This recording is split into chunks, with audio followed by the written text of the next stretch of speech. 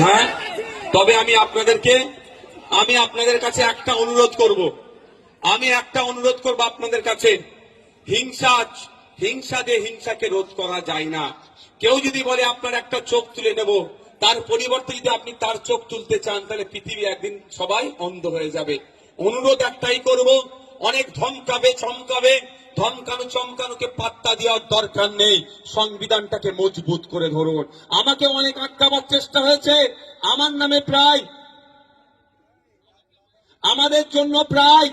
আমার নামে প্রায় 20টা মামলা দিয়েছে, কিন্তু আমি মাথা নত করিনি। আমাকে কেউ আটকাতে পারেনি। কেন বলুন তো?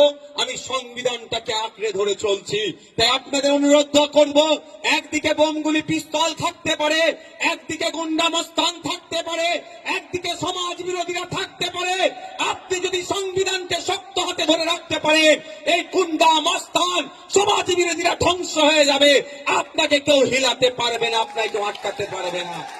অনুরোধ করছি বন্ধুগণ, অনেকে অনেক চেষ্টা করে। এই বকটুয়ে আমি এসেছিলাম, কিভাবে খুন করলো, কারা খুন করলো, আর কারা জেল খাটছে দেখুন।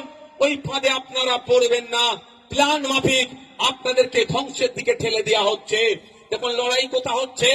আদিবাসী পাড়াতে লড়াই হচ্ছে, মুসলিম পাড়ায় লড়াই হচ্ছে, দলিত পাড়ায় লড়াই হচ্ছে, পিছড়ে বর্গের মানুষের এলাকাতে।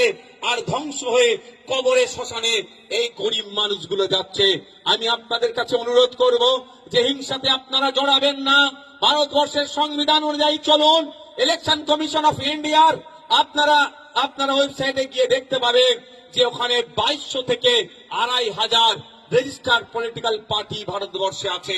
এটা বোঝা যাচ্ছে, যার যে ইচ্ছা দল করতে পারে, যার যে ইচ্ছা আদর্শ নিয়ে গিয়ে যেতে পারে, মানুষ যাকে চাইবে ভোট দেবে, মানুষ যার সংখ্যাগরিষ্ঠ ভোট যে পাবে সে সরকারে আসবে।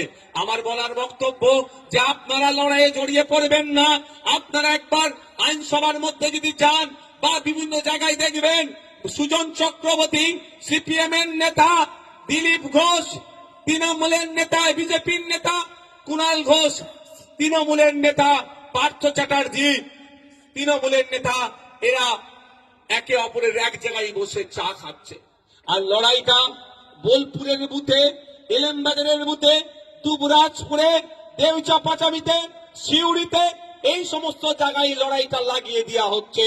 আমার বলার বক্তব্য, আপনাদের অনেক লড়াই হয়েছে, লড়াই চাই, লড়াই করে বাঁচতে চাই। অনেক বলেছে, আমি এর বিরোধিতা করব না, কিন্তু এবার আপনার আমাকে বলতে হবে, নেতাই লড়াই চাই, জনগণ এবার দেখতে চাই। নেতাই লড়াই চাই, জনগণ এবার দেখতে চাই। আমরা কোনোদিন দেখিনি মমতা ব্যানার্জি আর শুভেন্দু অধিকারী হাতে হাতে লড়াই করছে।